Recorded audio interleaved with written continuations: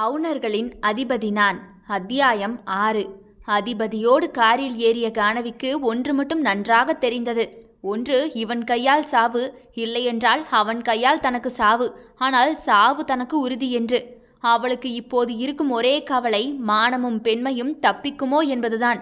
செத்தா கூட பரவாயில்லை, மானத்தோடு செத்துவிட வேண்டும். எவன் வரம்பு மீறி தொட்டாலும் இந்த துப்பாக்கி தோட்டாவை பாய்த்து விடுவேன் நான். இது என் பாதுகாப்புக்காக மட்டும்தான். கொலை பண்ணும் அளவு எல்லாம் அவளுக்கு ஏது துணிவு? அப்படி துணிவு இருந்தால் அண்ணன் தம்பி 2 பேரையும் சீவி இருக்க மாட்டாள்? பையில் இருந்த துப்பாக்கியை இறுக்கி பிடித்து கொண்டாள். இவனை கொல்வது அவள் வேலை இல்லை. ஆனால் நேரம் பார்த்து போலீஸ்காரன் கண்ணை விட்டு தப்பிக்க வேண்டும். அதுவரை பாதுகாப்பான இடம் வேண்டும். அது அதிபதியின் நிழலில் தருவான் என்று அவளுக்கு தெள்ளத் தெளிவாகவே புரிந்து போனது. கார் பிரேக் போட்டு நிற்க கானவியோ யோசனை கலைத்தாள். உள்ள போ. 1 மாசமோ உன் கற்பு நீ, 2க்கும் பாதுகாப்புக்கு நான் தான். சார். கானவி அவனை கையை பிசைந்து போய் பார்க்க, லம்பா காசு வாங்கியிருக்கேன். 1 மாசம் மட்டும்தான் வாரண்டி கேரண்டி செல்லும். அதுக்குள்ள கூட்டிட்டு போயிட சொல்லு, புரியுதா? நான் வாக்கு தவற மாட்டேன். நீங்க தவறுனா என்று அதிபதி தோலை உலுக்கிட, என்றவளோ வலது காலை வைத்து ஈஸ்வர் பேலஸ் உள்ளே நுழைந்தாள். அவளை எட்டி பார்க்காது காரை நோக்கி போகும் அதிபதியை மறையும் வரை கானவி பார்த்து கொண்டே நின்றாள். அவன் அரக்கன்தான். ஆனால் விரும்பாத சீதையை மூச்சு கூட தீண்டாது போகும் அவன் குணம் வியக்கத்தான் வைத்தது அவளை. என்றாவது சீதையை கேட்டிருந்தால் தெரிந்திருக்கும். தன் கற்பை குறை பேசிய மனிதர்களை விட அந்த அசோகவனத்து அரக்கர்கள் மேலென்று சாட்சி சொல்லியிருப்பாள். ஐயோ, இவ்வளவு சீக்கிரமா என்னோட மாமாவை பார்ப்பேன்னு நினைச்சு கூட பார்க்கலையேனா என்று கீரவாணியோ குழந்தை போல குதூகலம் கொள்ள ஈஸ்வர் பேலஸ் அருகே உள்ள மரத்துக்கு பின்னே மறைந்து நின்றாள் கீரவாணி. எம்மா பொண்ணே, அந்த பொண்ணு எங்க போச்சு? காலையிலிருந்து காத்திருந்துச்சே, இப்ப காணலையே. வாட்ச்மேன் அவளை தேட அங்கு கீரவாணியோ கேட்டுக்குள் நுழைந்த அதிபதியின் காரை பார்த்து அள்ளிவிட்டு போய் அதற்கு மேல் அவனை நேர்கொண்டு பார்க்க தைரியம் இல்லாது அடித்து புரண்டு ஓடிப்போய் மரத்தின் பின்னால் நின்று கொண்டாள். காரை விட்டு முடியை சிலிப்பிக் கொண்டு இறங்கும் அதிபதியை ஆ என்று வாயை பிளந்து பார்த்தாள் அவள். ரசிக்க எத்தனையோ அழகு சுற்றி இருந்தாலும் கூட அவள் ரசனை என்னவோ அவன்தான். அந்த பழுப்பு கண் பார்வை, அப்பப்பா தவமிருந்து அதை பார்ப்பாள். ஏதோ ஒரு பெண்ணோடு அவன் இறங்க ஏற்கனவே இங்கே வந்து அவன் வீட்டை தேடி அலையும் பொழுதே பாதி விஷயம் காதில் கேட்டதுதான். எதுக்காகமா அவனை தேடுற? ஆளு பொம்பளை சோக்கு பிடிச்சவன். வீடு இங்கதான், இங்கெல்லாம் வரமாட்டான். ஆனா நைட் அந்த மாதிரி இடத்துக்கெல்லாம் போவாமா, அங்க போனா அவனை பார்க்கலாம் என்றதுமே குண்டூசி போல இதயத்தில் அவன் தகாத நடத்தை குத்த, ஏன் மாமா இப்படி மாறி போனாரு? ஈஸ்வர் மாமா எதுவுமே அவரை சொல்லலையா? ஒருவேளை இப்படி இருக்குமோ? யாரையாவது லவ் பண்ணி அந்த பொண்ணு இவரை ஏதாவது ஏமாத்திட்டு போன விரக்தியில பொண்ணுங்க மேல கோபம் வந்து இப்படியெல்லாம் பண்றாரோ? இருக்குமோ? ஒருவேளை லவ் ஃபெயிலியரா இருக்குன்னு நினைக்கிறேன். அதுக்கு இவ்வளவு தப்பாலாம் நடந்துக்கணுமா என்ன? எனக்கு மனசே கேட்கலையே. சிறிது நேரம் கையை ஆட்டி ஆட்டி யோசித்துக் கொண்டிருந்தாள். நேசித்து தொலைத்த பிறகு தவறு சரி என்று மூளைக்கு தெரிந்தாலும் அதை நடைமுறைப்படுத்தத்தான் மனிதனால் முடியாது. அப்படி நல்லது தீயதை பிரித்தெடுக்க முடிந்தால்தான் அவன் தெய்வமாகி இருப்பானே. காதல் ஒரு போதை என சும்மாவா சொன்னார்கள் வல்லோர்கள்? ஒருமுறை கையில் எடுத்து விடின் அதன் போதை அவ்வளவு சீக்கிரமாக நம்மை விடாதே. அப்படியே அவளையும் காதல் போதை பித்தம் தெளிய விடவில்லை. மனம் கொண்ட கசப்பை விழுங்கி கொண்டாள். நான் பார்த்த படத்துல எல்லாத்துலேயும் ஹீரோயின் கெட்டவங்களை கல்யாணம் பண்ணி திருத்திடுவா. நானும் அப்படி மாமாவை திருத்திடுவேன் என்றவளோ குருட்டு தைரியம் அவளை படைத்த கடவுளையே சிரிக்க வைத்தது. மாமா, ஏன் மாமா இப்படி தப்பு பண்ணிருக்க? என் கழுத்துல தாலிய கட்டு, அப்புறம் இருக்கு. வந்த அழுகையை விழுங்க விழுங்க அழுகை வரத்தான் செய்தது அவளுக்கு. என் மாமா மட்டும்தான் பார்க்கணும் என்று தாயை கூட தன்னை தொடவிட மாட்டாளே. ஆனாலும் அவனை வெறுக்க முடியாத அவலத்தை என்ன என்று சொல்ல? காதலிக்கும் பொழுது பன்னிக்குட்டி கூட அழகாகத்தான் தெரியும். இப்படியே ஓடி போயிருந்தா இவ வாழ்க்கையாவது தப்பிச்சிருக்கும். கீரவாணி அதிபதியை தேடி தேடி இதோ இங்கேயே வந்து விட்டாள். மாமா என்று ஆசையாக அழைத்த அவள் உதட்டை விட்டு வார்த்தை தாண்ட பயம். சிறுவயது முதலே வித்தியாசமாக சுற்றும் அதிபதியை பிடிக்கும் அவளுக்கு. ஆனால் அருகே போகவே நடுங்குவாள். இன்றும் அந்த பயம் குறையவே இல்லை. ஏதோ ஒரு பெண்ணை வாசலில் விட்டுவிட்டு அவன் வர, ரொம்ப மோசமோ, நான் கொஞ்சம் ஆறாமற உட்கார்ந்து யோசிக்கணுமோ என்று அவன் முகம் காண காண சிந்திக்கும் செயலையே இழந்து போனாள். அதெல்லாம் ஒரு லவ் வந்தா சரியா வந்துருவாரு. நாம கொடுக்குற லவ்ல மாமா அதுக்கு பிறகு யாரையுமே திரும்பியே பார்க்க மாட்டாரு. தவறு என தெரிந்தும் அந்த இடத்தில் கால் வைத்தது அவள் பெரும் தவறு. அதிபதி கார் மறுபடியும் கேட்டை தாண்ட இவளோ உத்து உத்து பார்த்துவிட்டு, இனி இவரை எப்ப பார்க்க என்று பெருமூச்சு விட்டுக்கொண்டு கீரவாணி திரும்ப இடிக்கும் தூரத்தில் தலைமுடியும் தாடியுமாக அதிபதி அவளை பழுப்பு கண்ணோடு பார்த்து கொண்டு நிற்க, ஆ என்று கத்த போனவள் எச்சில் விழுங்கி தப்பம்மா என்று திக்கி திணறி விட்டாள். மயங்கி விடுவேன் ராசா நான் என்று இந்த அதிரடி மாமன் வரவை எதிர்பாராமல் கீரவாணி நடுங்கி போய் நிற்க, யார் நீ, இங்கென்ன பண்ற? வீட்டை தாண்டி கண்களை அலைய விட்டு கொண்டு போன அதிபதி கண்களில் கார் கண்ணாடி வழியாக மரத்தின் பின்னே ஒரு பச்சை நிற துணி பறக்க சட்டென பிரேக்கை போட்டு நிறுத்தி தாவி குதித்து இங்கே வர இவள் வீட்டை பார்ப்பதும் ரோட்டை பார்ப்பதுமாக கிறுக்கு வேலை செய்து கொண்டு நின்றாள். யார் நீ? அது அது டொனேஷன் சார். கொடு என்றான். இவனுக்கு டொனேஷன் கொடுத்து ஜனத்தொகை பெருக்கவா? காலேஜுக்கு டொனேஷன் கேட்டு வந்தேன் சார். அதுக்கு ஏன் இங்க நிக்கிற? தெல்ல தெளிவான பால்முகம், பருத்தி சுடிதார், கருப்பு பொட்டு, சிம்பிளாகவே கீரவாணி நின்றாலும் அவள் களையும் அழகும் யாரையுமே ஒரு முறை பார்க்கத்தான் தோன்றும். அது நான் உள்ள வர பயந்துக்கிட்டு. சார் டொனேஷன் தருவீங்களா சார்? எந்த கேன பையன் நான் பணம் கொடுப்பேன்னு சொன்னது? என் கையில இருந்து 10 பைசாலாம் வாங்க முடியாது. போப்போ, இடத்த காலி பண்ணு. இன்னொரு முறை அவனை இங்க பார்த்தேன்னு வையே என்றவனோ கத்தியை கழட்டி அவள் கழுத்திலேயே வைத்து ஒரே குத்து. சார், ஈஸ்வர் சார்கிட்ட போனா காசு தருவார்னு சொன்னாங்களா? அதான் சார் வந்துட்டேன், மன்னிச்சிடுங்க. கத்தியை எடுங்க சார் என்றதுமே அதிபதி அவள் உருளும் கண்களை யோசனையாக பார்த்து கொண்டே கத்தியை எடுத்து பாக்கெட் உள்ளே வைத்தவன் கழுத்தில் கிடந்த மண்டை ஓட்டு மாலை அவன் கையை வருட சட்டென அதை கழட்டி அவள் கையில் போட்டவனோ, இதை வித்து டொனேஷனை கொடு. அவளோ குனிந்து பார்க்க மண்டை ஓடு. உடனே பதறி கீழே விட்டு விட்டாள். என்னாச்சு? இல்ல சார், எடுத்துக்கிறேன், சாரி என்று குனிந்து அதை எடுத்து பேக்கில் போட்டுக்கொண்ட கீரவாணியோ, சார் நடந்தவன் இப்போது திரும்பி பார்த்தான். டொனேஷன் தந்ததுக்கு ஒரு குட்டி பரிசு என்று கீரவாணி விரல் நடுங்க ஒரு கர்ச்சீஃபை எடுக்க, ஓசையில கிடைச்சாதான் நம்மால் எதையுமே குடிக்குமே, உடனே அதை வாங்கி கொண்டு போக. கடவுளே, என்ன இவரை பார்த்தா இந்த நடுக்கம் நடுங்குது நமக்கு? நான் லவ் பண்ணி கிழிச்சேன் என்று நடுங்கிய ஒரு கையை மறு கையால் பிடித்து கொண்டே, கடவுளே, மாமா அதை பார்த்து என்னை அடையாளம் கண்டுபிடிச்சிடணும், என்ன லவ் பண்ணணும், அது இன்னும் ரொம்ப லவ் பண்ணணும் என்ன என்று வேண்டிக் கொண்டே கீரவாணி காரை ஆர்வமாக பார்த்தாள். அதிபதி வந்து காரை திறக்க போக மரத்தில் இருந்த பறவை ஒன்று அவன் சட்டையில் எச்சம் போட்டுவிட என்று மரத்தை அண்ணாந்து பார்த்தவனோ கையில் இருந்த குட்டி துணியை எடுத்து அதை துடைத்து கீழே எறிந்துவிட்டு போக, கீரவாணியின் முகம் சுருங்கி போக தன்னை கடந்து போகும் காரை ஏக்கமாக பார்த்து கொண்டே அந்த கர்ச்சீஃபை எடுத்து விரிக்க, புதைக்குழி உள்ளே கிடந்த பெண்ணுக்கு அவன் கை கொடுப்பதை போன்ற எம்ப்ராய்டரி, அதன் கீழே ஐ லவ் யூ அதிமாமா, உங்களுக்காக காத்திருக்கிறேன் என்ற வாசகமும் கேட்பாரற்று கிடக்க, போகும் காரையே உதட்டை பிதுக்கி பார்த்தாள் கீரவாணி.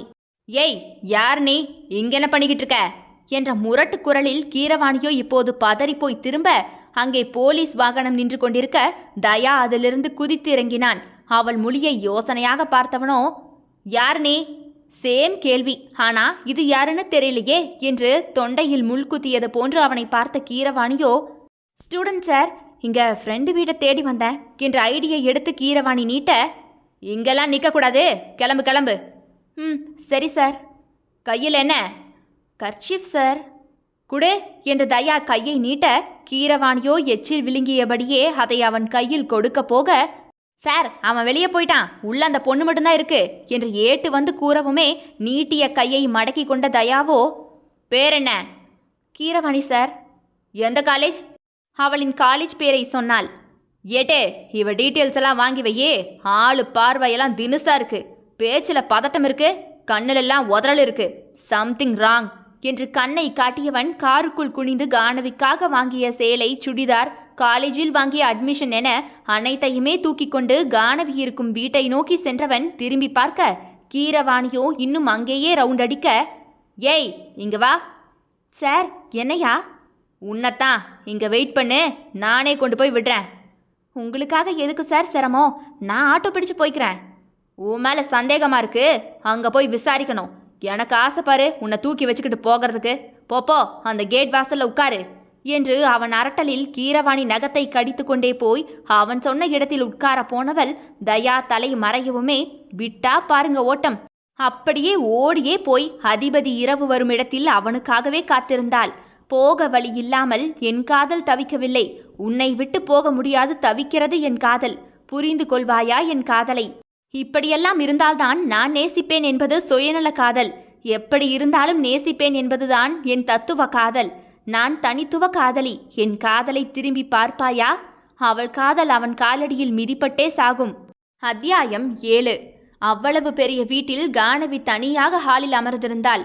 வீட்டு போன் அதிர எடுக்கவா வேண்டாமா என யோசிக்க வாட்ச்மேன் வந்து, மேடம், தேவா சார் பேசுறாங்க, பேசணுமா என்றதுமே போனை காதில் வைக்க, இது உன் வீடு மாதிரிமா, பயப்படாம இரு சரியா?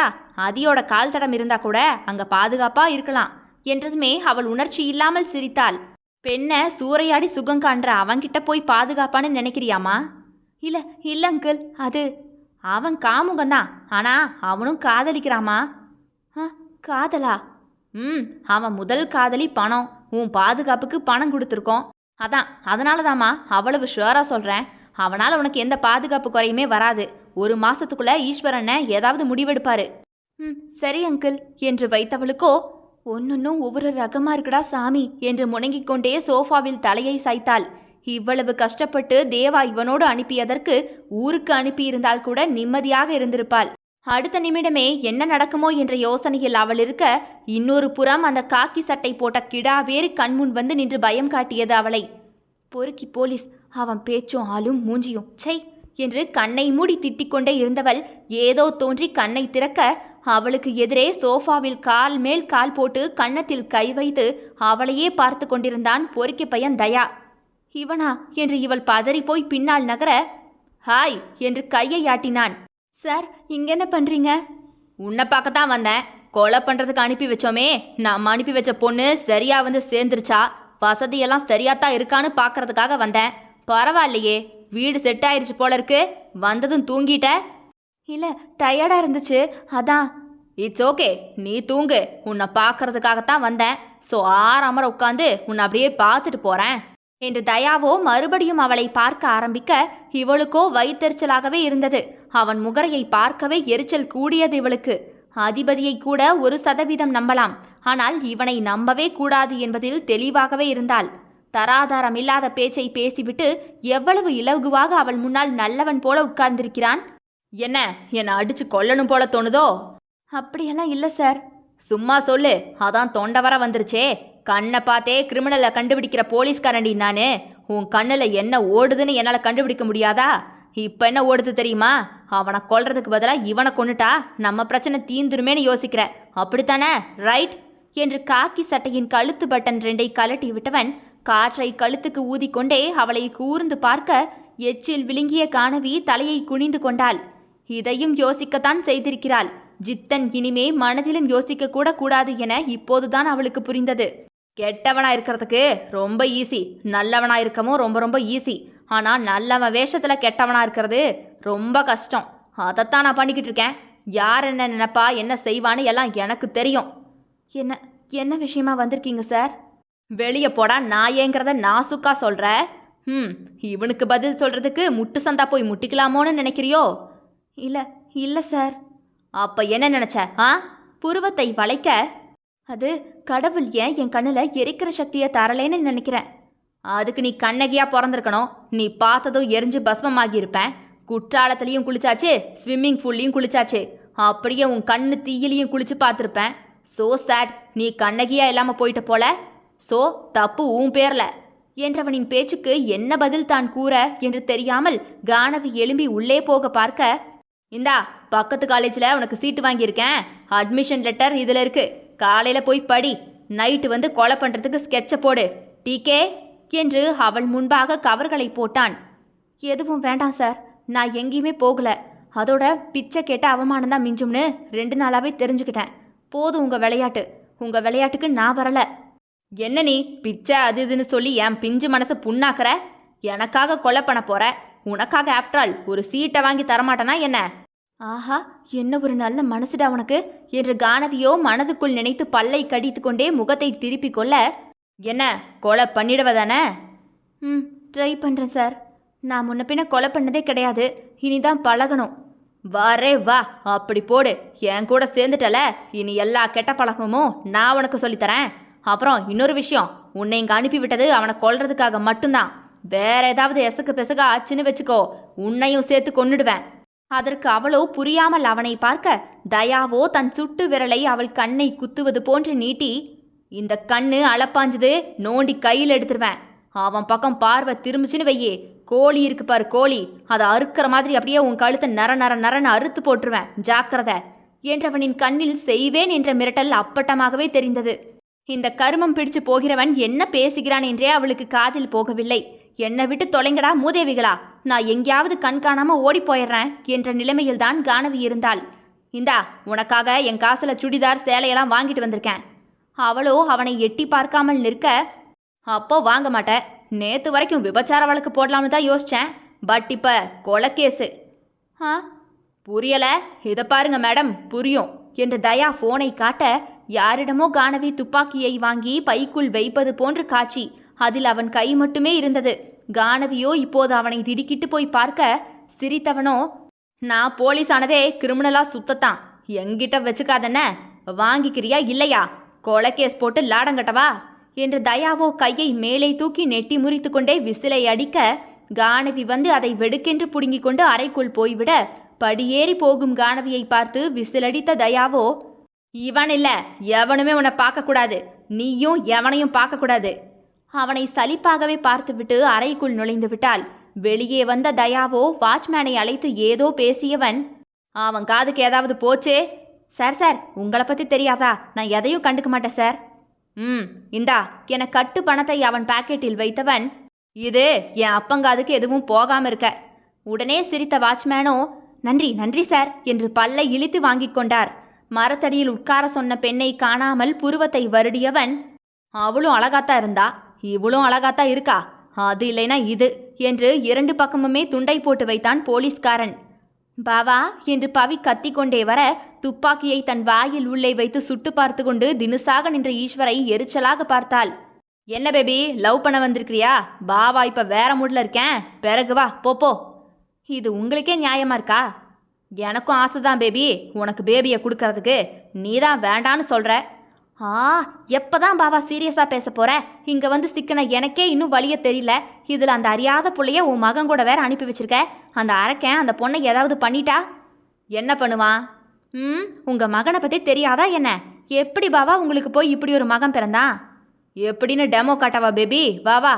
சி போங்க, இவனும் தயா போல நல்லவனாவே இருந்திருக்கலாம். நான் என்ன சொன்னாலும் சரிம்மா அப்படியே செய்யறேன்னு சொல்றான் அவன் என்று பவிக்கு தயாவை நினைத்து கண்களில் பெருமிதம். ஈஸ்வரோ உதட்டை கேலியாக வைத்துக்கொண்டு, ஏன் அதிபதிக்கு என்னவா? கண்ட இடத்துக்கு போற அவனும் என்ன தவிர யாரையுமே எட்டி கூட பார்க்காத நீங்களும் எப்படி பாவா ஒரே ரத்தமா இருக்க முடியும்? என் தலையெழுத்து உன்னோட முடிஞ்சு போச்சு பேபி. நான் ராமன்லாம் இல்ல, உன்னை போல மீதி யார இன்ன வரைக்கும் தேடிக்கிட்டு தான் இருக்கேன். கிடைச்சா கட்டி கின்னஸ் சாதனையெல்லாம் படைக்க இப்ப கூட தயாராத்தான் இருக்கேன் பேபி. போங்க பாவா, விளையாடாதீங்க. எனக்கு என்னவோ இவன் என் வயிற்றுல வளர்ந்த பிள்ளையாவே இருக்க மாட்டான்னு தோணுது. இங்க வா பேபி என்று தன் மனைவியை தன் மடியில் அமர்த்தி கொண்ட ஈஸ்வரோ, கற்பு எங்க இருக்கு? அது நம்ம நடத்தையில. அப்படியா? ஒரு பொண்ணோட உடம்ப தொட்டு தீன்றதை விட நமக்கு சொந்தமில்லாத ஒரு பொண்ணையோ ஆணையோ கண்ணால பார்த்து மனசால கற்பழிக்கிறதுக்கு பேரும் விபச்சாரம் தானே. இங்க பாரு, இங்க முகமூடி போட்ட மனுஷங்க தான் நிறைய. இவன் முகமூடி போடாத அரக்கனா இருக்கான், அதனால எல்லாருக்கும் கண்ணை உறுத்துது. அவனும் கற்புள்ளவன் தான், யாரையும் நம்ப வச்சு ஏமாத்தலையே. அவனா இருக்கான். நல்லா இருக்கே கதை. இப்படி எல்லா பசங்களும் கல்யாணத்துக்கு முன்னாடியே அப்படி இப்படின்னு அலைஞ்சிட்டு நானும் கற்புள்ளவன் தான் சொன்னா உலகம் ஏத்துக்குமா? பேபி, நீ அதிபதிக்கு உள்ள ஈஸ்வர தேடிக்கிட்டு இருக்க, அதனாலதான் உன் கண்ணுக்கு எல்லாமே தப்பா தெரியுது பேபி. நான் அவனுக்குள்ள அவனை தேடிக்கிட்டு இருக்கேன், சீக்கிரமா கண்டுபிடிச்சிருவேன். அதுக்கு தான் இந்த பொண்ணை அவன் கூட அனுப்பி வச்சிருக்கேன். அவனும் லவ் பண்ணி பார்க்கட்டுமே. பாய் குசாம பேசுங்க பாவா. அவனால இந்த பொண்ணுக்கு ஏதாவது தப்பு தண்டா ஆயிடுச்சுன்னா? இதுக்கே இந்த குதிக்கிறிய பேபி. அந்த பொண்ணை அதிபதி கல்யாணம் பண்ண போறான் தெரியுமா? பாவா, அதுக்கு தான் பொட்டியோட கிளம்பியாச்சு என்று பணப்பெட்டிகளை தூக்கி ஈஸ்வர் வண்டியில் அடுக்க, நான் ஒத்துக்க மாட்டேன். அந்த பொண்ணு வாழ்க்கை நாசமா போயிரும். போயிட்டு போகட்டும் விடு. இத்தனை கோடி மக்கள் தொகையில அந்த பொண்ணு இருந்தா என்ன செத்தா என்ன என்ற ஈஸ்வரை அவள் உதடு துடிக்க பார்க்க, பேபி இவனுக்கு ஒரு வாய்ப்பு கொடுக்குறேன். என் வழிக்கு வந்தா ஓகே, இல்லைனா எழுதுங்கள் என் கல்லறையில் நான் இரக்கமில்லாதவன் என்றுன்னு அவனை புதைச்சு வாசகத்தை எழுதிட வேண்டியதுதான். பாவா, அட பதறாத பேபி, திருந்தலைனா தான் சொன்னேன். எதுக்கும் மனசு திடமா வச்சுக்க என்ன. மகன் செத்தா அழாத என்ற கணவனை பயந்து போய் பவி பார்க்க, நானும் அதெல்லாம் நடந்துடக்கூடாதுன்னு தான் நினைக்கிறேன் பேபி. நடந்துரும் போல, ஓவரா பாசம் வைக்காதென்ன என்று மனைவியின் கன்னத்தை செல்லமாக தட்டிவிட்டு போகும் கணவனை அதிர்வு நீங்காமல் பவித்ரா பார்த்தாள். அவள் கணவன் சொன்னால் சொன்னபடியே செய்வானே. கடவுளே கடவுளே கடவுளே, இவர் கையில அவன் உயிர் போயிடவே கூடாது. அதிபதியை திருத்தி தந்திருப்பா என்று கையெடுத்து கும்பிட கடவுள் முகத்தில் அழகிய வன்ம புன்னகை. மாமா மாமா என மூச்சு விடும் ஒருத்தியின் காதல் நிலச்சரிவில் சரிந்து போகுமோ? அத்தியாயம் 8. கீரவாணியோ அந்த பகுதி எப்படிப்பட்டது, எவ்வளவு ஆபத்தானது என தெரிந்தும் கூட துணிந்து அதிபதியை பார்த்துவிடும் ஆசையில் கையை பிசைந்து கொண்டே அங்கே நிற்க, என்ன வரியா, ரேட் என்ன என்று ஒருவன் வந்து பல்லை இழிக்க, என்று தலையாட்டிவிட்டு அதிபதி எங்கேயாவது இருக்கிறானா என தேடிக்கொண்டே அலைய கால்வலி எடுத்ததுதான் மிச்சம். அவன் வரவே இல்லை. இருட்டத் தொடங்க எல்லார் பார்வையுமே அவளை வருடவுமே பயந்து போய் நடையை கட்டிவிட்டாள். அதிபதியோ சரியாக 7 மணிக்கு ஈஸ்வர் பேலஸ் உள்ளே கானவிக்கு பாதுகாப்பாக நின்றான். அவன் கையிலோ போதை கண்ணாடி குடுவையோடு உள்ளே வந்த அதிபதியை கண்டு கானவி நெஞ்சு குலுங்க பார்க்க, என்ன உன்னை ஏதாவது பண்ண போறேன்னு நினைச்சியோ? அதான் அன்னைக்கே சொல்லிட்டனே, எனக்கு ஓடி பிடிச்சி விளையாடுறதெல்லாம் பிடிக்காது. தானா வந்தா வேண்டாம்னு மறுக்கவும் மாட்டேன், வேண்டாம்னு சொன்னா விரட்டவும் மாட்டேன். அது என் எத்திக்ஸு. வரியா? கானவி பதறி போய் தலையாட்ட, அப்ப உள்ள போய் படு என்று விட்டு அதிபதியோ ஹால் சோஃபாவிலேயே அமர்ந்து தன் வேலையை தொடங்கிட, அவள் இன்னுமே போகாமல் அவனை பார்த்தபடியே நிற்க தலையை தூக்கி அவளை பார்த்த அதிபதியோ, என்ன? இல்ல, இன்னைக்கு அந்த மாதிரி இடத்துக்கெல்லாம் நீங்க போகலையா சார்? அதை விட உனக்கு காவல் காத்தா லாபம் அதிகம் என்றவனை கானவி மறுமுறை திரும்பி பார்த்து கொண்டே உள்ளே போய் கதவை அடைக்க போனவள் அந்த சந்து வழியாக அவன் முகம் தெரிய மெல்லிய புன்னகை ஒன்று அவள் இதழில் தவழ்ந்தது. டிவியில் விலங்கு வேட்டையாடும் காட்சிகள் ஓட அதிபதியோ அதை ரசித்து பார்த்தவன் சிறிது நேரத்திலேயே சோஃபாவில் அக்கடா என்று படுத்து குரட்டை விட்டு தூங்க அதிபதியை ஒருமுறை பார்த்துவிட்டு அந்த பூட்டை பார்த்தாள். கதவை பூட்டாமலேயே போய் படுக்கையில் விழுந்தாள். அவனை போல பாதுகாக்க அந்த பூட்டால் முடியுமா? இல்லை, இந்த பூட்டை உடைக்க அவனால் முடியாது போகுமா? ஒரு வார்த்தை அவன் சொன்னால் அந்த வார்த்தையை தாண்டி எல்லைக்குள் நுழைய மாட்டான் என்பதை சில நாட்களில் காட்டிவிட்டான் அவன். தயாவை நம்ப துணியாத மனது இவனை நம்பியது. தினமும் அதிபதி வெளியே போனதுமே தயா வருவான். அதிபதியை எப்போ கொல்லப் போற? கொன்னா தலை எனக்கு என்று கேட்டு வைத்து டார்ச்சர் செய்ய இங்கு இவளுக்கு தான் தலை போய் விடும் போல நிலையில் நொந்து போனாள். தனிமையில் கிடந்து பைத்தியமாகி விடுவோம் என கானவி பயந்து அடுத்த நாளே காலேஜில் போய் சேர அதே வகுப்பில் கீரவாணியும் அமர்ந்திருக்க இருவருமே மெல்லிய புன்னகையோடு பேசிக்கொள்ள, நீ எங்க தங்கியிருக்க? ஹாஸ்டல் தான். நீ? ஈஸ்வர் பேலஸ்ல என்றதுமே கண்ணை விரித்த கீரவாணியோ, அன்னைக்கு பார்த்தது இவளா என யோசித்து கொண்டே, ஆமா நீ எப்படி அங்க? அவங்க என் பாட்டிக்கு தெரிஞ்சவங்க. ஓ, உன் வீட்டுக்கு சும்மா சுத்தி பார்க்க வரவா? கூச்சமே இல்லாது கேட்கும் அவளை கானவி யோசனையாக பார்க்க, இல்ல தப்பா நினைச்சுக்காதப்பா, தூரத்துல இருந்து அந்த வீட்டை பார்த்தனா செம்ம அழகா இருந்துச்சு, அதான் சும்மா பார்க்கலாமேன்னு. நானே அங்க விருந்தாளிதான் வாணி. நானும் விருந்தாளியா இருந்துட்டு போறேன். ஒரு வாரமாக அதிபதியை தேடி தேடி களைத்து போனாள் அவள். இவளை விட்டால் அவனை பார்க்க வேறு வாய்ப்பில்லை என கானவியை தாஜா பண்ண அவளுக்கு மறுக்கவே வாய்ப்பு கொடுக்காமல் கூடவே ஒட்டி கொண்டாள். தினமும் கீரவாணி மாலை கானவியோடு பேலஸ் போக ஆரம்பித்தாள். அவளுக்கும் இந்த நட்பு ஒன்றுதான் மூச்சுவிட வைத்தது. இவளும் மனதில் உள்ள எதையுமே கீரவாணியிடம் சொல்லவில்லை. அவளும் இவளிடம் தப்பி தவறி கூட தன் காதலை பற்றி மூச்சு விடவில்லை. கானவிக்கு தெரியாது கீரவாணி அதிபதி அறையில் அவன் படுக்கை மீது தினம் தினம் ஒரு காதல் பரிசை வைக்க ஆரம்பித்தாள் என்று. மாமா, உனக்காக நாயா பேயா சுத்துறேன், நீ என கண்ட பொண்ணுங்க பின்னாடி சுத்திக்கிட்டு இருக்க, என்னை வேதனைப்படுத்துற மாமா என பெருமூச்சு விட்டவள், அந்த அதிபதி சார் வரவே மாட்டாரா கானவி? மெல்ல கானவியிடம் அதிபதியை பற்றி தூண்டில் போட்டு பார்க்க, நைட்டு வருவாரு. ஓ, அவரு அப்படி இப்படின்னு சொல்றாங்களே, யார் சொன்னா என்று கானவி கோபத்தில் அவளை பார்க்க, இல்ல சொல்லிக்கிட்டாங்க. அவர் எப்படியோ, பட் என்கிட்ட ஹி இஸ் ஜெம், தப்பா கூட பார்க்க மாட்டாரு. அந்த மாதிரி பொண்ணுங்க கிட்டலாம் போவாரா இருக்கும், பட் பிடிக்காத பொண்ணு கண்ணை கூட அவர் பார்க்க மாட்டாரு. இத்தனை நாள் இங்க இருக்கேன், ஒரு நாள் கூட என்னை அருவருப்பா ஃபீல் பண்ண வச்சதே இல்லை தெரியுமா? நிஜமாவே அவரு ஒரு நைஸ் பர்சன் தான் என்று கானவி மெல்லிய சிரிப்போடு கூற, அதிபதி போட்டோவை தன் போனில் சுட்டு கொண்டு நின்ற கீரவாணி கானவியின் முகத்தில் தோன்றிய புது உணர்வுகளை படிக்க தவறிவிட்டாள். ஓ சரிடி, மேலே போய் காத்து வாங்குறேன் கீரவாணி மேலே நகர, ஏன் இங்கேயும் நல்லா தானே காத்து வருது? ஹிஹி, மேலே காத்து நல்லா வரும்ல. உன்னை வராதேன்னு சொன்னாலும் கேட்க மாட்டேங்கிற. 2ல் 1 உன்னை பார்த்தா கூட என் தலைக்கு தான் ஆபத்து. எல்லாத்துக்கும் பயப்படாத கானவி. ஒரு வாழ்க்கை நமக்கு பிடிச்ச மாதிரி வாழணும். அதில் ரிஸ்க் வந்தா கூட ஊதி தள்ளிக்கிட்டு அப்படியே போயிட்டே இருக்கணும். பார்த்து பார்த்து ரொம்ப ஊதிராத என்று கானவியும் தலையில் அடித்து கொண்டே கிச்சன் உள்ளே போய் மறைந்து விட, அவள் தலை மறையவுமே அதிபதி அறையை திறந்து உள்ளே ஓடிய கீரவாணி, காசு மாலை ஒட்டியானோ என்று சந்திரமுகி படத்தில் பேய் தூக்கி வைத்து பார்ப்பது போல, ஹை மாமாவோட அழுக்கு சட்டை, ஹை மாமா தூக்கி போட்ட சரக்கு பாட்டிலு என்று அத்தனையுமே தூக்கி வைத்து கொஞ்சினாள். வாணி, லேட் ஆகுது, கிளம்புற வழிய பாரு, அதிபதி சார் வர நேரமாயிருச்சு. கானவி கீழே இருந்து சத்தமாக குரலை கொடுக்க, இதோ இதோ வரேன், மாமாவை கண்ணில் காட்ட மாட்டேங்கிறாளே இவ என்றவளோ சலித்து கொண்டே வேக வேகமாக அதிபதியின் வெள்ளை படுக்கை மீது அழகிய ரோஜா மலரை வைத்தவள் அதில் ஒரு தாளில் காலம் முழுக்க காத்திருக்க ஆசைதான். ஆனால் உன்னை கண்ட பிறகு உன் இதயச் சிறையில் ஒரு நாளாவது வாழ ஆசை கொள்கிறேன், ஏற்றுக்கொள்வாயா என்று எழுதி வைத்துவிட்டு எப்போதும் போலவே ஏக்கமாக அவன் இல்லாத அறையை பார்த்துவிட்டு கீரவாணி போக, இரவு உள்ளே வந்த ஈஸ்வர் அறைக்குள் வந்து குளிக்க துண்டை எடுக்க போனவன் கையில் ரோஜா முள் குத்த, படுக்கை மீது இருந்த ரோஜாவை தூக்கி குப்பையில் போட்டவன் கையில் அவள் கவிதை எழுதிய தாள் வந்து ஒட்ட, அதை எடுத்து கண்கள் இடுங்க பார்த்த அதிபதி தலையை வெளியே நீட்டி பார்க்க, கானவியோ அவனை கண்டு வெட்கத்தில் சிவந்து பார்த்து கொண்டே ஓட, தோலை உலுக்கிய அதிபதி அதையும் கசக்கி குப்பையில் போட்டான். எந்த காதலும் அவன் குப்பை மனமுள்ளே நுழையவே முடியாது. கீரவாணி கொடுத்த அத்தனை பரிசுமே குப்பையில் கண்ணீர் சிந்தியது. அடுத்த நாள் அதிபதி மாலை வீட்டுக்குள் வர, ஈஸ்வரோ கால் மேல் கால் போட்டு சோஃபாவில் அமர்ந்திருக்க, அருகே பெட்டி பெட்டியாக பணம் திறந்து வைக்கப்பட்டிருந்தது. உடனே அவன் கண்களோ டாலடித்து பணத்தை பார்த்தது. வா வா மைசன், உன்னை பார்க்க அப்பாயின்மெண்ட் எல்லாம் போட வேண்டியது இருக்கு. அதிபதி பணத்தை தடவிக்கொண்டே ஈஸ்வரை பார்க்க, அது ஒண்ணுமில்ல மைசன், உன் மம்மி கிட்ட பெத்த 2மே சரியில்லை, வேற பிள்ளைய பெத்துக்குடுன்னு கேட்டேன். உன் மம்மி என்ன மூட்ல இருந்தாலோ எட்டி உதச்சு போடான்னு விரட்டி விட்டுட்டா. நான் என்ன அதிபதியா கண்ட நாயோடெல்லாம் போகிறதுக்கு? உன் மம்மி கிட்ட மட்டும்தான் லவ் வரும், அதான் யோசிச்சு பார்த்து முடிவு பண்ணிட்டேன். இவ்வளவு பணம் யாருக்கு? எவன் அவனை பத்தி என்ன சொன்னாலும் அதிபதிக்கு காதுக்குள்ளேயே போகாதே. பணம் என்றதும் வாயை திறந்த ஆமை வாயனை ஊமையாக பார்த்து சிரித்தான் ஈஸ்வர். உனக்குத்தான் மகனே. என்ன பண்ணணும்? ஒரு புள்ளைய பெத்துக்குடு மைசன். புள்ளையா?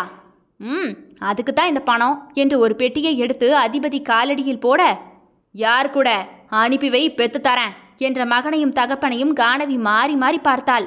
நல்ல தகப்பன் நல்ல மகன் என்றுதான் நினைக்க தோன்றியது. குழந்தைய பெக்கிற வேலையை யார் கூட பண்ணணும் என்ற மகனை இப்போது மேலும் கீழுமாக பார்த்த ஈஸ்வரோ, இதோ இவளோட என்று கானவியை காட்ட, தலையை திருப்பி அதிபதி அவளை பார்க்க, கானவி அவனை பார்க்காதது போல தலையை குனிந்து கொண்டாள். புலிக்கு பயந்து சிங்கத்திடம் அடைக்கலம் புக தயாராகிவிட்டாள். தினமும் தயா செய்யும் டார்ச்சர் அப்படி. ஒரு கொலையை பண்றதுக்கு தெரியல உன்ன என்று அவளை கொலைகாரியாக்கும் முனைப்பில் பந்தாட, புலியை எதிர்க்க ஒன்று புலியாக இருக்க வேண்டும், இல்லை சிங்கத்தின் குகையில் இருக்க வேண்டும். அவள் பார்த்தவரை அதிபதி கெட்டவனில்லை. நான் இப்படித்தான் என்று தப்பையும் வெளிப்படையாக செய்துவிட்டு போகும் ஒருவன். ஆனால் அந்த நரிப்பையன் டேஞ்சரோ டேஞ்சர். அவன்கிட்ட இருந்து தப்பிக்க வழியை தேட எங்கேயும் முட்டு சந்தாகவே இருந்தது. என்னை காப்பாத்துங்க என அதிபதி காலில் போய் விழுந்தால், காசைவை காப்பாத்துகிறேன் என்பான். யார் தன்னை காப்பாற்றக்கூடும் என நினைக்கும் சமயம்தான் ஈஸ்வர் வந்து நின்றான். ஒன்றும் விடாது அத்தனையுமே ஒப்பித்து விட்டாள் அவனிடம். காப்பாத்துங்க காப்பாத்துங்க சார், எப்படியாவது என்க. அவன்கிட்ட இருந்து காப்பாத்தணும்னா அப்ப நீ இவன்கிட்ட தான் இருக்கணும். அதனால அதிபதியை கல்யாணம் பண்ணிக்க, சிம்பிள் என்று சுடுகாட்டுக்கு போகும் பஸ்ஸில் ஏற்றி விட்டு விட்டான். அங்கிள், அவரை போய் அவனை கட்டிக்கிறியா? நல்லா லவ் பண்ணலைனாலும் சுமாரா பண்ணுவான். கானவியோ வெறுத்து போனாள். இதுக்கு ஏன் இப்படி இருக்கு என்று லைட்டாக புரிந்தது அவளுக்கு. அவனை கல்யாணம் பண்றதுல உனக்கு என்ன பிரச்சனை? அது வந்து எனக்கு இத்தனை நாள் அவர் எப்படி இருந்தார்னு பிரச்சனை இல்லை.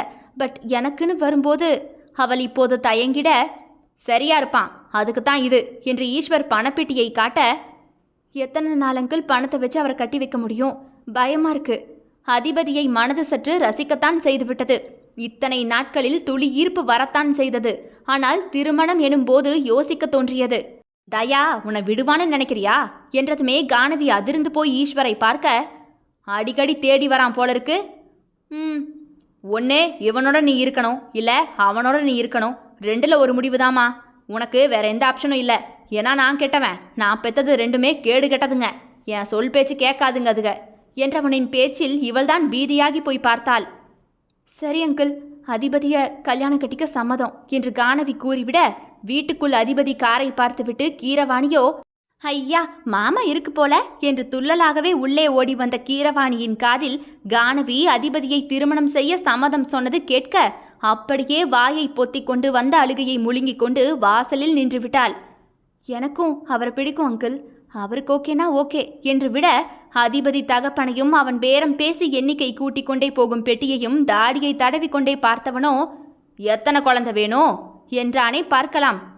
இப்போதைக்கு ஒன்று போதும் மைசன்.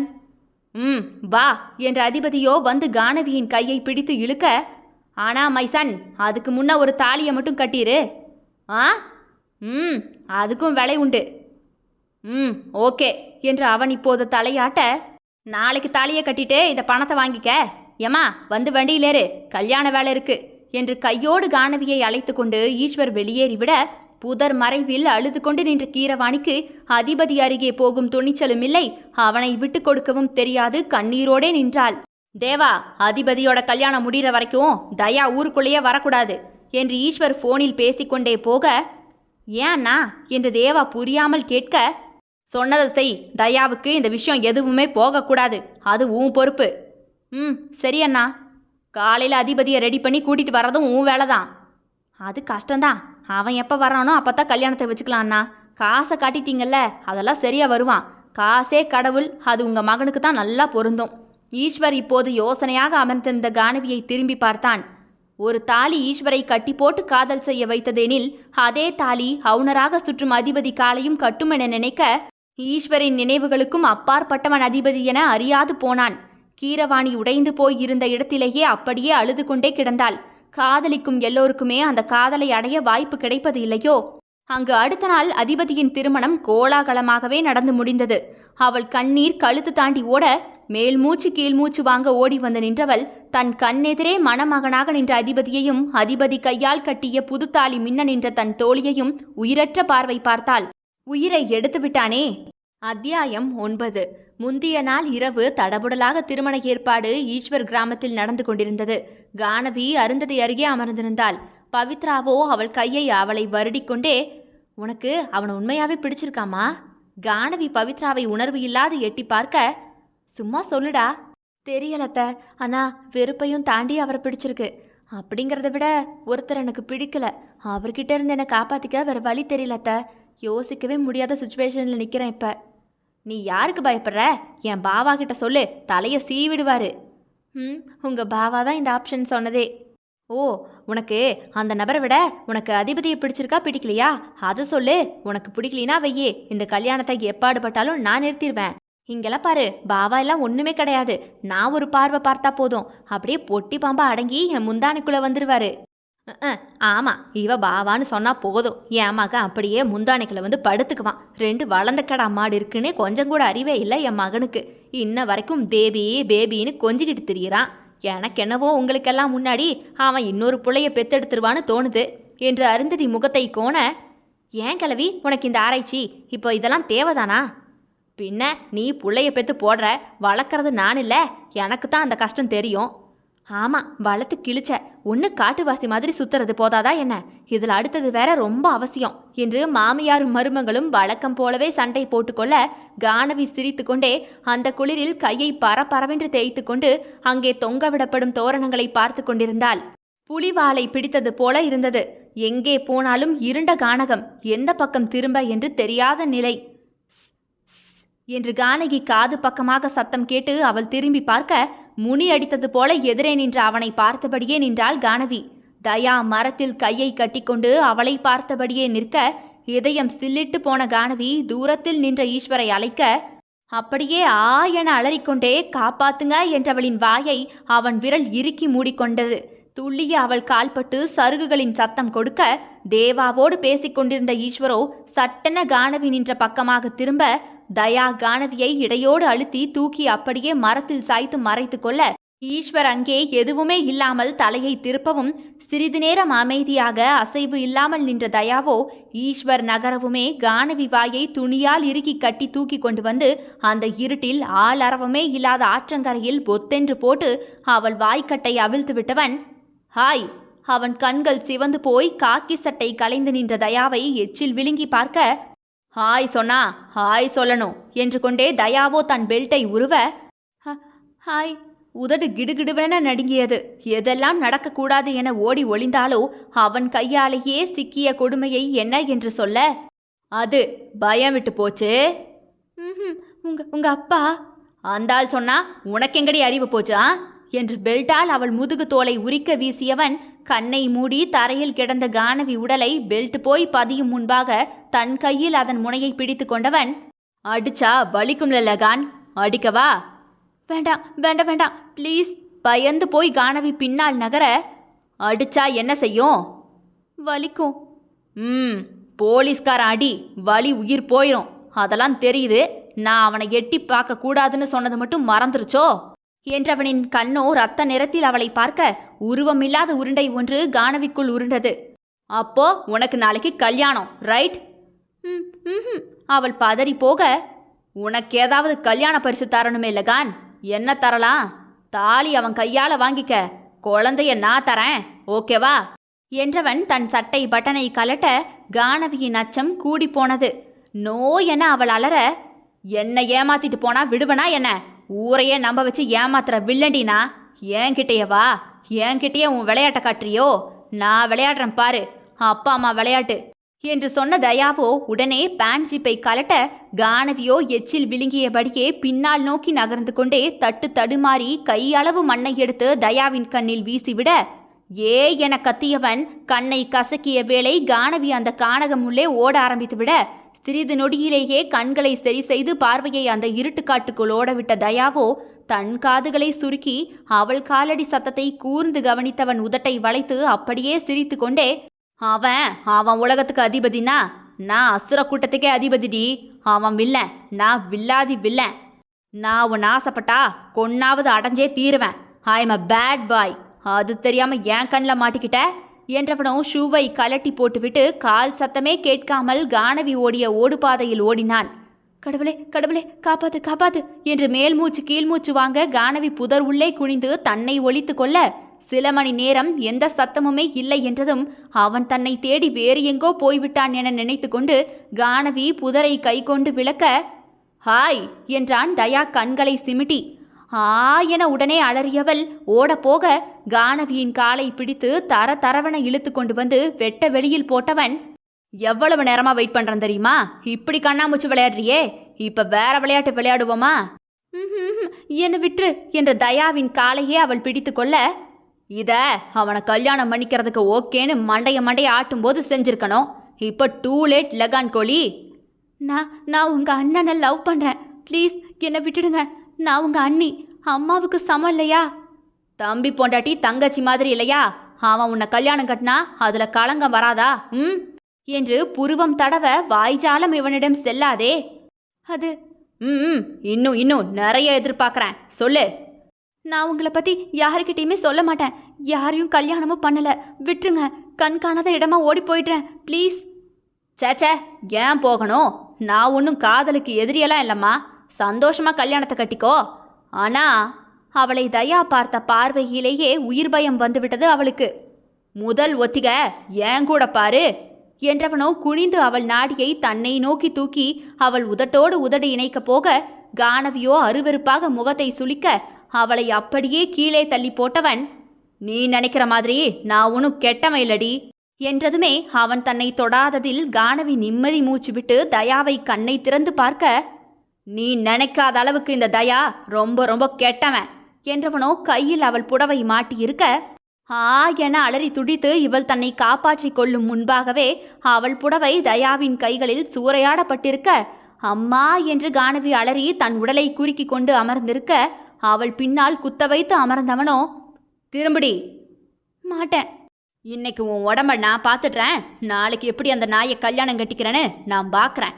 அதையும் நீ மீறி கல்யாணம் கட்டிக்கிட்டேன்னு வெய்யே, நாளைக்கு ஃபர்ஸ்ட் நைட் அவன் கூட நடக்காதுடி, என் கூட நடக்கும் நீ எனக்குத்தான் முடிவு பண்ணது அந்த கடவுள் இல்ல, இந்த தயா நினைச்சா அந்த ஆண்டவன் ஈஸ்வரால கூட ஒன்னும் பண்ண முடியாது. நீ எல்லாம் எம்மாத்திரம்டி, திரும்பு.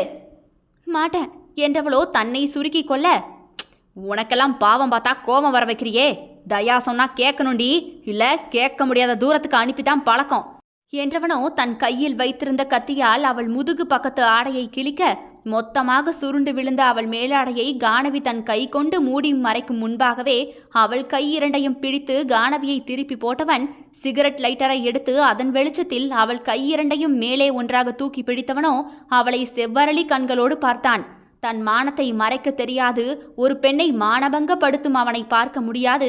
கண்ணீர் வடிய அவள் மேலாடையின்றி கானவி அழுது கொண்டிருக்க, சும்மா சொல்லக்கூடாதுடி, முகம் மட்டும்தான் அழகா இருக்குன்னு நினைச்சுக்கிட்டு இருந்தேன். பிரம்மன் ஒவ்வொரு பார்ட்டையும் நேரம் எடுத்து அழகாத்தான் படைச்சு விட்டுருக்கான். அதுவும் இது இருக்கே, ஆஹா செம, ஒரு போட்டோ எடுத்துக்கிறேன் என்றவனின் தராதாரமில்லாத செயல் பேச்சில் ஏங்கி ஏங்கி அழுது கொண்டே வலி நிறைந்த கண்களோடு அவனை பார்க்க, கண்ணை சிமிட்டி அவளை போட்டோ எடுப்பது போன்று செய்கை செய்தவன், நான் உன்னை பார்த்துட்டேன், நீ என்னை பார்க்க வேண்டாம், பதிலுக்கு பதில் கொடுத்து வாங்கினாதானே அது காதலாகும் என்றவனோ அவளை விட்டுவிட, உடலை குறுக்கி தரையில் கிடந்த அவள் முன்பு தயாவோ தன் ஆடைகளை களைந்துவிட்டு அவளை போலவே ஆடை இல்லாமல் தன் மேனியை கானவி பார்க்க மறுக்கவே வற்புறுத்த, கண்ணை திறந்து பாருடி. மாட்டேன் என்றவளின் கண்ணை வலிக்க திறந்து தன் நிர்வாணத்தை பார்க்க வைத்தவன், இப்ப போய் எந்த நாயையும் கட்டிக்கொடி, ஆனா எவனை கட்டினாலும் ஒவ்வொரு நொடியும் உன்னை நான் இப்படி பார்த்ததும் என்ன நீ பார்த்ததும் தாண்டி உனக்கு கண்ணுக்குள்ளேயே நிற்கும். எப்படி குடும்பம் நடத்துறேன்னு பார்க்கறேன். அவன் தாலி கட்டினாலும் சரி கட்டளைனாலும் சரி, நீ எனக்கு தான், போ என்று விட்டுவிட கானவி சேலையை வாரி சுருட்டி கொண்டு அழுது கொண்டே ஊரை நோக்கி ஓடினாள். அவுணர்களின் அதிபதி அவனோ இவனோ. விடியற்காலை 6 மணி முகூர்த்த நேரம். மாப்பிள்ளை அதிபதியோ 9 மணிக்கு தூங்கி முழித்து சாவகாசமாக வந்து இறங்கினான். நேரே போய் மணமேடையில் உட்கார்ந்து ஆயிற்று. அவனுக்கோ சீக்கிரமா பொண்ணை கூட்டிட்டு வந்தா தாலியை கட்டி உடனே புள்ள பெக்கிற வேலையில இறங்கிட வேண்டியதுதான் என்கின்ற அவசரம். ஈஸ்வர் மணமேடையில் வைத்திருந்த கட்டு பணம் அவனை வா என்று அழைத்தது. பொண்ணை அழைச்சிட்டு வாங்கோ என்றதுமே பவித்ரா உதட்டை பிதுக்கி சிரித்து கொண்டே வந்தவள், பொண்ணை காணல, ஓடி போயிருச்சு, அதனால கல்யாணம் நடக்காது, எல்லாரும் பொங்கி வச்ச சாப்பாட்டை தின்னுட்டு போய் அவங்க வேலையை பாருங்க என்றதுமே ஈஸ்வர் மனைவியை இப்போது திரும்பி பார்க்க, என்ன பாவா பார்வையெல்லாம் பலமா இருக்கு, நேத்து நான் தான் அந்த பொண்ணுகிட்ட இந்த கிறுக்கனை கல்யாணம் எல்லாம் கட்டிக்காத, உன் வாழ்க்கை நாசமா போகும்னு புத்திமதியெல்லாம் சொன்னேன், அது ஓடி போயிருச்சு, எப்படியோ தப்பிச்சிருச்சு போல. அடியே பொண்ணுங்களா, உங்களுக்கெல்லாம் ஒன்று சொல்றேன், என் வீட்டு பிள்ளைங்க போல நீங்க இந்த மிருகத்தெல்லாம் கட்டிக்கிட்டு நாசமா போயிடாதீங்கடி, போங்க என்ற தாயை தலையை திருப்பி பார்த்த அதிபதியோ வேகமாக எழும்ப, பவித்ராவோ சற்று பயந்துதான் போனாள். பொண்ணு ஓடி போனதுக்கு நான் ஒன்றும் செய்ய முடியாது, காசை கொடு கிளம்புறேன் என்று தகப்பனிடம் அவன் போய் நிற்க, மிஷன் கம்ப்ளீட் ஆகாம பணத்தெல்லாம் தர முடியாது மை சன், ஆப்ரேஷன் ஃபெயிலியர் ஆயிருச்சு, அதனால நீ வேணும்னா கிளம்பு, மறுபடியும் ஏதாவது பொண்ணு கிடைச்சா சொல்லி அனுப்புறேன், வந்து கல்யாணம் கட்டிக்கோ என்றதுமே தலையை பரபரவென்று தேய்த்தவன், வாங்குற பணத்துல பாதி தரேன், எவளாவது ஒரு புள்ளைய பெத்து கொடுங்க போதும், இல்ல எல்லாரும் இங்கேயே அப்படியே நில்லுங்க, போய் பொண்ணை பிடிச்சிட்டு வரேனா, கல்யாணத்தையும் கட்டி இங்கே ஃபர்ஸ்ட் நைட்டையும் முடிக்கிறேனா என்று அதிபதியோ காரை நோக்கி போக, உங்களை நான் கல்யாணம் பண்ணிக்கவா என்று அந்த கூட்டத்தில் ஒரு கை வானத்தை நோக்கி உயர, அனைவருமே அந்த பக்கம் திரும்ப வேர்த்து விறுவிறுத்து போய் கீரவாணி கூட்டத்திலிருந்து வெளியே வந்தாள். மாப்பிள்ளையை அழைத்து போக வண்டி ஈஸ்வர் பேலஸ் உள்ளே வர, அந்த வண்டியில் தொற்றிக்கொண்டு இவளும் வந்து விட்டாள். கடவுள் பல வாய்ப்புகளை அவளுக்கு கொடுத்தார். ஆனால் அவளோ அத்தனை வாய்ப்புகளையும் தட்டி கழித்துவிட்டு காதல் என்ற மடமையில் விழுந்து போனாள். வம்பா வந்து மாட்டின கோழிய விடுவானா நம்ம அதிபதி? தூக்கி கொண்டு வந்து மேடையில் வைத்து 3 முடிச்சு போட்டு ஒரு மிஷன் கம்ப்ளீட் பண்ணிட்டான். உயிரை கையில் பிடிச்சு கொண்டு ஓடி வந்த நின்ற கானவியோ அதிபதியையும் தன் தோழியையும் பார்த்து கண்ணீரை விழுங்கினாள். உயிரை எடுத்து விட்டானே அந்த அரக்கன், இனி அவளால் எப்படி இன்னொருவன் அருகே நிற்க இயலும்? அதிபதி திருமணத்தை முடித்த அடுத்த நொடியே ஈஸ்வர் கொடுத்த பெட்டி நிறைய பணத்தையும் தூக்கி கொண்டு தாலி கட்டிய பொண்டாட்டி வந்தாளா இல்லையா என்று கூட பார்க்காமல் பெட்டியை திறந்து பணத்தை ஆசையாக தடவி எண்ணி அவற்றை உள்ளே வைத்தான். வா, குழந்தை பெத்து கொடுத்துட்டு அடுத்த பெட்டியை வாங்கிக்கலாம் என்று அத்தனை பேர் முன்பாக பார்க்கவே கீரவாணியை அறைக்குள் இழுத்து கொண்டு போய் ஊர் பார்க்க அவளை படுக்கையில் தள்ளி கதவை அடைத்தான். பல காதல் மரணிப்பது திருமணத்தில்தான். அதுவரை காதலாக இருக்கும் காதல் தாலி ஏறிய அடுத்த நொடியிலிருந்து மெல்ல மெல்ல சாக ஆரம்பித்துவிடும். அவன் காலடியில் காதல் பூ மெல்ல மெல்ல மிதிப்பட்டு சாகும். அத்தியாயம் 10. வாழ ஆசை கொண்ட மாந்தரின் வாழ்நாள் சொற்பமாகி போகிறது. என்னையே இன்னும் வச்சிருக்க என்று அவலத்தில் நிற்கும் மனிதனுக்கு நீண்ட ஆயுள் கொடுத்து வேடிக்கை பார்க்கிறான் கடவுள். தன் பையை எடுத்துக்கொண்டு அந்த இடத்தை விட்டு கால் போன போக்கில் கானவி நடந்து கொண்டிருந்தாள். மனமோ இருட்டாகி போயிருந்தது. எவ்வளவுதான் நேற்றைய இரவை மறக்க நினைத்தாலும் முடியவில்லை. அவள் தன் கண்களை துடைத்து கொண்டு நிமிர்ந்து பார்க்க, ஊர் எல்லையில் ஜீப் மேல் கால் மீது கால் போட்டு படுத்து கிடந்து தயாவோ விசிலடித்து கொண்டே அவளுக்காகவே காத்து கொண்டிருந்தான். ஹாய் என்றவன் பளீரென தெத்துப்பல் தெரிய சிரித்து கொண்டே, உன் லவ்வருக்கு கல்யாணம் ஆகிருச்சு போல, வாழ்த்திட்டு வந்துட்டியா? அவனை கல்யாணம் கட்டின பிறகு எங்க வாழ? அந்த வெறும்பையன் கதை நமக்கு எதுக்கு இல்லகான்? பையோட ஷாப்பிங் கிளம்பிட்டு போல. வா வா, கொண்டு போய் விடுறேன். நீ கவலைப்படாதடி, உனக்கு எல்லாத்துக்கும் இனி நான் இருக்கேன். டேய் வாடான்னு கூப்பிடு, வந்து உன் தேவை எதுனாலும் நான் பாத்துக்கிறேன் என்றவனின் பார்வையோ அவள் நெளிந்த இடையை கூலிங் கிளாஸை விலக்கி கண்ணை சுருக்கி பார்க்க, கானவிக்கு அவனை கண்டம் துண்டமாக வெட்டி போடும் ஆத்திரம் வந்தவளுக்கு தன் பையிலிருந்த துப்பாக்கியின் ஞாபகம் வர, இனி இந்த உலகில் வாழ்ந்து என்னதான் சாதித்து விட போகிறாள்? பயந்தவனுக்கு உடனே சாவு, துணிந்தவனுக்கு சாவே சாதனைதான் என்று நினைத்தவள் பையை திறந்து துப்பாக்கி எடுத்துக்கொண்டு அப்படியே விறுவிறுவென்று தயாவை நோக்கி போனவள் அவன் நெஞ்சில் துப்பாக்கியை வைத்து அழுத்த, ஏய் எதுவும் பண்ணிடாதடி என்றான் பொய்யாக பயந்து உதட்டில் சிரிப்பை மறைத்து கொண்டே.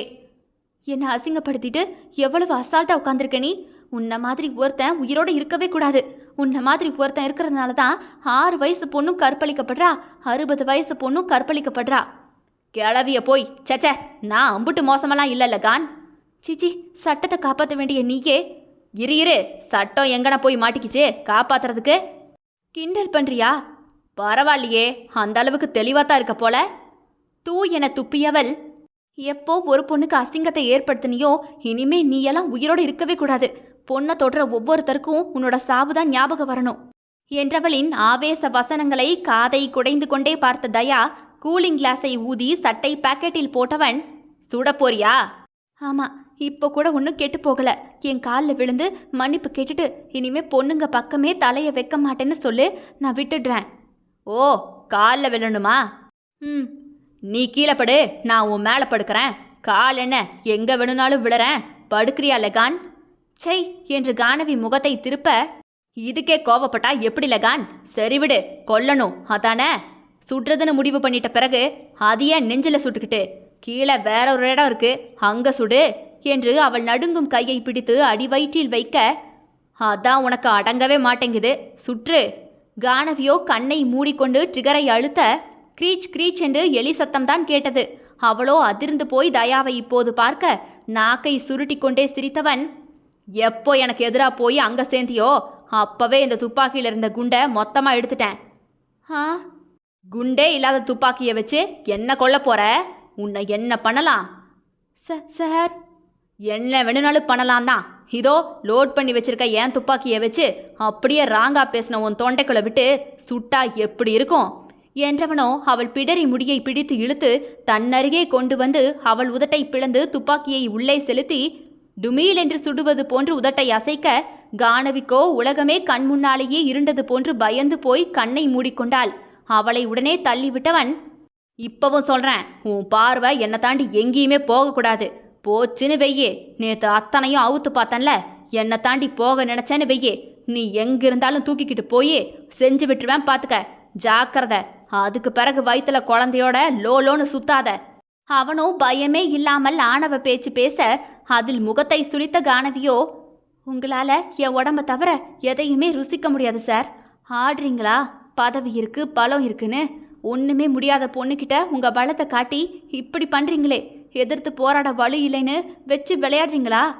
அப்படி தாண்டி பண்ணுவேன். என்ன பண்ணுவ? நான் சும்மா தாண்டி இருந்தேன். அவங்க கூட என்றவனோ காரில் டம் டம் என கையை அடித்து கழுத்தை தடவியவன், உன் சாவ நீயே தீர்மானிச்சிடாத. அடங்கி இருந்தா ஐயோ பாவம்னு உயிர் பிச்சை போடுவேன். வா, வந்து வண்டியிலேறு என்று தயாவோ தாவி குதித்து வண்டியை எடுக்க போக, அவள் கையை கட்டிக்கொண்டு நகராமல் நிற்க, வான்னு சொன்னா நின்னுகிட்டு இருந்தா என்னடி அர்த்தம்? வர முடியாதுன்னு அர்த்தம் சார் என்றவள் அருகே வந்த தயாவோ அவளை இறுக்கி தூக்கியவன் துள்ளும் அவளை குனிந்து பார்த்தான். வெள்ளை முகம் சிவந்து போய் குங்கும நிறமாக மாறியிருந்தது. அழுதழுது கண்மை களைந்த கவிதை போல அழகாகவே இருந்தாள். ஏண்டி அடி வாங்கி சாகர? உன் அழகுக்கெல்லாம் அடிமை சாசனம் எழுதி வைக்கலாண்டி, என்னை அட்ஜஸ்ட் பண்ணிக்கடி என்றவனின் கண்களோ போதையில் சொருக்கி அவள் இடையை அழுத்தி பிடித்து கார் முன்பகுதியில் அமர வைத்தவன் அவனை பார்க்க பிடிக்காமல் முகத்தை திருப்பும் கானவியின் கன்னத்தை தன்னை நோக்கி பார்க்க வைத்தான். சொல்லு, தயான்னு சொல்லு, உன்னை பிடிச்சிருக்குடான்னு இந்த உதட்டை திறந்து சொல்லு என்று அவள் கீழ் உதட்டை மெல்ல விரலில் நசுக்கி பிடித்தான். சொல்லுடி, தயான்னு சொல்லு என்றவனோ அவள் தொண்டை மீது மீசையை வைத்து தேய்க்க மரணித்த உணர்வோடு மரக்கட்டை போல அவனை பார்த்தவளின் தொண்டை ஏறி இறங்க, நேத்து உன்னை அப்படி பார்த்ததுலேருந்து தூக்கம் போச்சு, அவுட் ஆஃப் கண்ட்ரோல், கோவத்துல இருந்தேன், அதான் விட்டுட்டேன், இப்ப முடியலடி என்றவனின் கைகளோ அவள் பின்னங்கழுத்தை இழுத்து தன் முகத்தோடு வைத்து தேய்த்து அப்படியே அவள் உதட்டை தன் உதட்டில் வைத்து தேய்க்க, உன்னோட அழகு கிறுக்கு பிடிக்க வைக்கிறது தெரியுமா, உன் இளமை, உன் அழகு, உன் நெருக்கம் எல்லாமே சான்ஸே இல்லடி என்றவன் கண் சொருகி கொண்டே அவள் கீழ் உதட்டை மெல்ல கவ்வ கானவியின் கண்ணை தாண்டிய கண்ணீர் மட்டும் கடகடவென ஓடியது. எங்கோ வெறித்து கொண்டே இருந்த அவள் உதட்டை அவன் ஆசையாக மென்றிழுத்து கண்மூடி சுவைத்து கொண்டவன் அவள் கண்ணீர் உதட்டை வந்து தீண்ட கண்களை திறந்து பார்க்க கண்ணீரில் கலைந்த சித்திரம் போலவே உணர்வை துடைத்து வைத்து பிடித்து வைத்த சிலை போலவே கானவி அமர்ந்திருக்க, இப்படி இருந்தா ஐயோ பாவம்னு விட்டுருவேன்னு நினைச்சியோ, எனக்கு வேணும்னா வேணும், அந்த பொட்ட பொறுக்கிய சகிச்சு வாழ ரெடியானல்ல, என்கிட்ட கசக்குதோ என்னையும் சகிச்சுக்க என்று மிக முரட்டுத்தனமாகவே அவள் இதழை கையாண்டான். இப்போது அவளை விட்டு விலக அவனை அழுத்தமாக பார்த்தவள், உண்மைதான், உன் அண்ணன் மாதிரி நீ இல்ல, புரிஞ்சா சரி வா. அவர் ரொம்ப நல்லவர், பிடிக்காத பொண்ணோட நிழலை கூட அவர் தொட்டதில்ல, அத்தனை நாள் அவர் கூட நான் இருந்தேன், ஒரு நாள் கூட என்னை அருவருக்கவே வச்சதில்ல, ஆனா நீ என ஒரு நிமிடம் நிறுத்தியவளோ தூ என காரி உமிழ 10 அடி தள்ளி போய் கானவி விழுந்தாள். ஏய், ஏன் முன்னாடியே அவனுக்கு சர்டிபிகேட் கொடுக்குறியோ, உன்னை நார் நாரா கிழிக்கிறண்டி. என்ன கிழிக்க முடியும்? உன்னால என்னத்தை தான் கிழிக்க முடியும்? இந்த உடம்பு தானே. நல்லா கேட்டுக்கோங்க சார், இந்த உச்சி முதல் பாதம் வர அனுபவிச்சு அப்படியே சக்கையா தூக்கி போட்டாலும் கூட அதை தாண்டி இந்த மனசுக்குள்ள நீங்க வரவே முடியாது. அண்ட் இன்னொரு விஷயம் சொல்லவா, அது ரொம்ப சுவாரஸ்யமா இருக்கும். என்ன தெரியுமா? அவனின் ஆத்திர பார்வையை சிரித்து கொண்டே பார்த்த கானவியோ, இன்னும் இந்த மனசுக்குள்ள உங்க அண்ணன் அந்த அதிபதி தான் இருக்காரு. ஏ என அந்த இடமே அதிர கத்தினான். எஸ் எஸ், இந்த இதயம் முழுக்கவே அதிபதி மட்டும்தான் இருக்காரு. ஏய், அசிங்கமா இல்ல? இல்லையே, சேர்ந்துதான் வாழணுமா என்ன? அவரு இங்க இருந்தா போதாதா என்ன? அவரு என் இதயத்துல இருந்தா நீ சாவன்னா இந்த இதயம் எப்பவுமே அவர் அப்படியே சுமந்துகிட்டே தான் இருக்கும். என்ன பண்ண போறா? சொல்லிவிட்டு வாய் விட்டு சிரித்தாள் கானவி. உடனே தொண்டையோ அவன் கையில் நெறிப்பட ஆரம்பித்து விட்டது. லொக் லொக் என அப்படியே இருமியவள், அந்த இதயத்தை எந்த துப்பாக்கி வச்சு நீங்க சுட போறீங்க மிஸ்டர் தயா என்றவளின் முடியை பிடித்து அப்படியே வண்டியில் மோத போனவன், ஏய் ஏய் ஏய், என்னை வெறுப்பேத்தி பார்க்காதடி, அவன் பேரை உன் வாயால சொன்னேன்னு வெய்யி, இங்கேயே கிடத்தி உன்னை சமாதி கட்டிடுவேன். கட்டுடா கட்டு, நான் 1000 தடவை சொல்லுவேன், உன் அண்ணனை தான் லவ் பண்ணேன், உன் அண்ணனை தான் லவ் பண்ணுவேன், உன் அண்ணனை தான் லவ் பண்ணிக்கிட்டே இருப்பேன். அந்த அதிபதி என் மனசை விட்டு எப்பவுமே போக மாட்டாரு. நீ அந்த மனசுக்குள்ள நுழையவும் முடியாது, உன்னால் இந்த உடம்பை தவிர எதையும் புடுங்கவும் முடியாது என்றவளின் கன்னத்தில் சுரீர் என்று அவன் 5 விரலும் பதிய உதடு கிழிந்து ரத்தம் கொட்ட, உன்னால அடிக்க மட்டும்தான்டா முடியும், அடிச்சுக்கோ, வலி தாங்க பழகிக்கிறேன். ஆனா என் கண்ணு உன்னை பார்க்காது, என் உடம்பு உன் தொடுகையை ரசிக்காது, என்னோட மனசு உன்னை ஏத்துக்கவே ஏத்துக்காது. எப்போ ஒரு பொண்ணோட நிர்வாணத்தை பயன்படுத்தி அவளை அசிங்கப்படுத்தி அதில் சிரிச்சியோ அப்பவே நீ யாருன்னு எனக்கு தெரிஞ்சு போச்சு. உன்ன மாதிரி ஒரு சைக்கோ கிட்ட அடி வாங்கி செத்தாலும் சாவனை தவிர உன் காலை நக்கி என் உயிரை வாழணும்னு அவசியமே இல்லடா. படுக்கணுமா படுக்கிறேன், சுகம் தரணுமா அப்படியும் சுகத்தை தரேன், எத்தனை தடவை என தொட்டாலும் இங்க நீ வரவே முடியாது என்று கானவி தன் இதயத்தை தொட்டு காட்டியவள் பேச்சில் சினம் தனியாது தயா அவளை பார்க்க, கானவியோ தன் சேலையை அவன் முகத்தில் கலட்டி போட்டுவிட்டு தரையில் மல்லாக்கப்படுத்து கண்களை மூடிக்கொள்ள அவள் மீது புடவையை தூக்கி வீசிவிட்டு, என்ன என்கிட்டயே சவாலா? எண்ணி 7 நாள் தயா என்னை எடுத்துக்கோங்கன்னு என்ன தேடி வந்து இதே போல நீ படுக்கல, என் பேர் தயா இல்லடி, நீ என்னை பத்தி பார்க்காத இன்னொரு பக்கத்தை பார்க்க போற என்று தன் தலையை அப்படியே சுலுக்கி கொண்டவன், அவன் இருக்கிற இதயத்தை கையை விட்டு புடுங்கி எடுத்து தூர போடுறேன், வெயிட் அண்ட் சி என்று விட்டு தயா விறுவிறுவன வண்டியை எடுத்துக்கொண்டு போய்விட எலும்பி அமர்ந்த கானவியோ புழுதி பறக்க, அங்கே அனாதரவாக நடு ரோட்டில் இருந்த கானவியோ என தன் உடலை மூடிக்கொண்டு கானக மதுர கத்தி அழுதாள். என்னையெல்லாம் அசிங்கப்படுத்தினா கேட்க யாரும் இல்லைங்கிற திமிரு, நீ என்னடி பண்ணிட முடியும்? நான் இப்படித்தான் பண்ணுவேங்கிற ஆணவம், உன் திமிரு ஆணவத்தையும் நான் ஜெயிக்கவே விட மாட்டேன்டா. உன் முன்னாடி நான் மண்டி போட்டு மடங்கினா பாருடா. நீ முட்டி முட்டி மோதினாலும் என் கண்ணு பார்வை கூட உன் பக்கத்துல திருப்ப முடியாதுடா என்றவளோ அவன் கடித்து காயப்படுத்தி போன உதட்டையே கையால் துடைத்து கொண்டவள், இந்த அசிங்கத்தை சேர்த்து வை, ஒரு நாள் அவனுக்கு குழி இந்த கையால தான் தோண்ட போற என்றவளுக்கோ குருதி வடிந்த இதழில் சிரிப்பு வந்தது. பலம் என்பது யாதெனில் கதறியல 1000 இருந்தும் சிரிப்பதுதான். 10 தலை கொண்ட ராவணனுக்கு ஒரு முடிவு உண்டு எனில் ஒற்றை தலை கொண்ட இந்த காவலனுக்கும் முடிவு உண்டு. தொடரும். இதனுடைய அடுத்த அத்தியாயம் நாளை இரவு 7 மணிக்கு வந்துடும். கேட்க தவறாதீர்கள் மக்களே. அவுணர்களின் அதிபதி நான். விடை பெறுகிறேன். நான் உங்கள் ஆர்ஜே தியா.